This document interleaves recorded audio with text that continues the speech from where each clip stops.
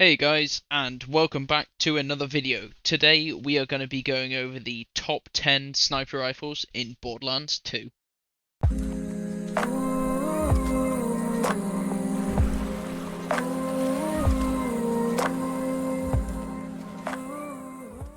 Number 10. At number 10, we have the Pearlescent Godfinger. Red text, such a Godfinger. The unique ability with this sniper rifle is it fires a single main bullet that spawns up to 13 extra bullets as it travels along the flight path. So you want to be as far away as possible for this sniper to have its greatest effect. It is a Jacob, so it gets a base damage crit multiplier of 160%. However, this weapon only drops from tubby enemies at level 62 plus, and only has a 1.67% drop rate, so it's a very rare weapon to get. You can get it from all the chubbies, spider ants, skags, varkids, bones, stalkers, racks and midgets, but the chances are very low, and for overall an underwhelming pearlescent weapon. Number 9. For number 9, we have the legendary Longbow sniper rifle. This red text, ceci ne c'est pas une sniper rifle. For my French speakers, I do apologise, I'm sure I absolutely butchered the pronunciation there. This is a fire-only Hyperion sniper rifle, with its unique ability being that it fires a slow-moving Minecraft arrow. It does have very high base damage and a good burn damage, which is good because it doesn't have a scope, so you're going to struggle to aim this weapon a lot of the time. It does have a dedicated loot drop from the badass creeper in the caustic caverns, but with some difficult utility. While it does deal good damage, it is a tricky weapon to use, and so it ranks number 9 on our list. Number 8. At number 8, we have the Shirami blue Maliwan sniper rifle. Red text, Je suis enchanté, où est la bibliothèque? This is a Moxie weapon, and we know with Moxie weapons that we gain a lifesteal from the damage that is dealt by this sniper rifle, giving this sniper rifle some very good utility. It can roll in any element, however, this is a loot reward from the Hyperion Slaughter Round 5, which is a quest, and so you will not be able to farm this weapon unless you do read-only farming on PC. There's no way to refarm it on Xbox or PlayStation unless you do dashboard farming. So with the difficulty of farming this weapon and some of its mediocre damage, it has got good utility, but the damage doesn't particularly make up. We're going to put it in the number 8 slot. Number 7. At our number 7 spot, we have the legendary Pitchfork sniper rifle, red text mainstreamed. This is a dual sniper rifle and can come in any element. The unique effect of this sniper rifle is it shoots in a horizontal row of 5 bullets, and being a dual weapon, when you aim down sights, you gain a 4-round burst with this weapon, meaning you can put out a lot of bullets in a very small amount of time. This weapon is very effective when paired with things like the B shield, due to only consuming 2 ammo per shot, but when you're getting 5 bullets for 2 ammo used, each of these bullets gaining the increased amp damage of the B shield, you can put out some very good damage very quickly. However, this weapon can only drop as a world drop, or with a low chance to drop from Terramorphous at 2.86% and Master Gi 1.7%. Both of these are raid bosses, making this weapon very difficult to obtain. However, it is a very useful and versatile weapon which can put out some high DPS, giving it our number 7 spot.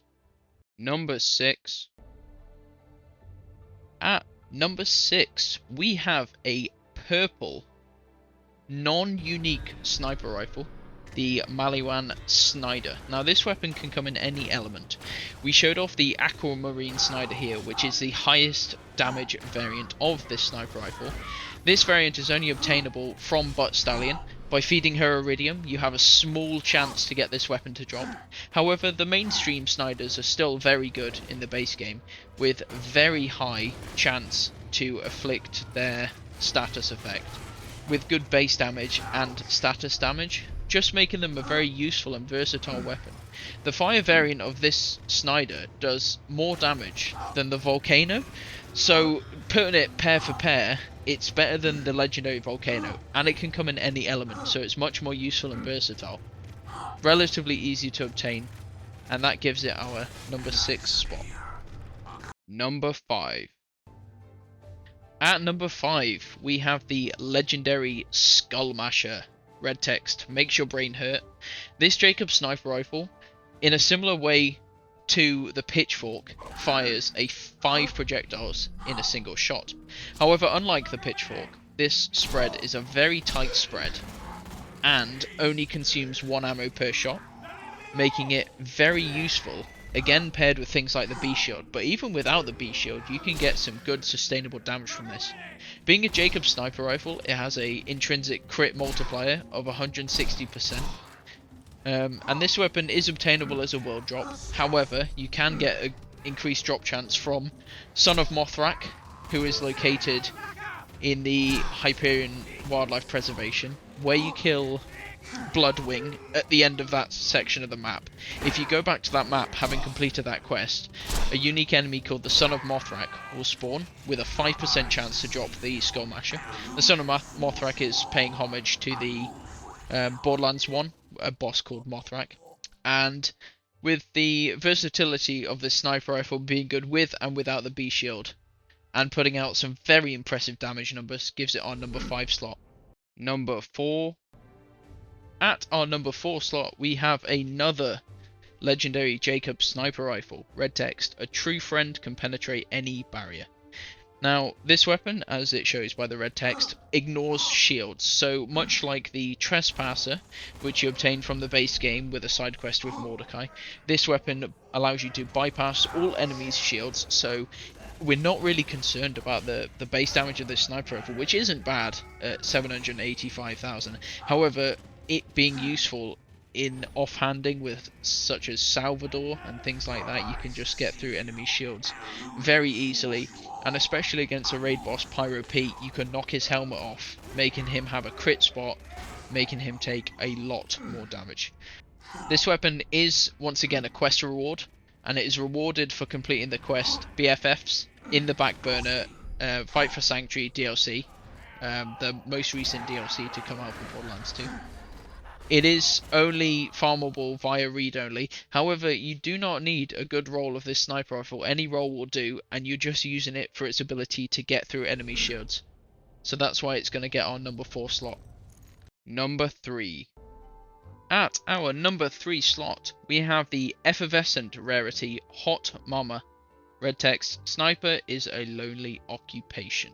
Now, this weapon, once again, drops from the Fight for Lilith DLC, the most recent DLC, and this weapon's unique ability is it fires fire bullets. It's Jacob's, but comes in the fire element, only fire, and the bullets fly in a heart flight pattern, so you'll see little hearts come out of the bullet pattern as we shoot, and while you aim down sight, this weapon has perfect 100% accuracy.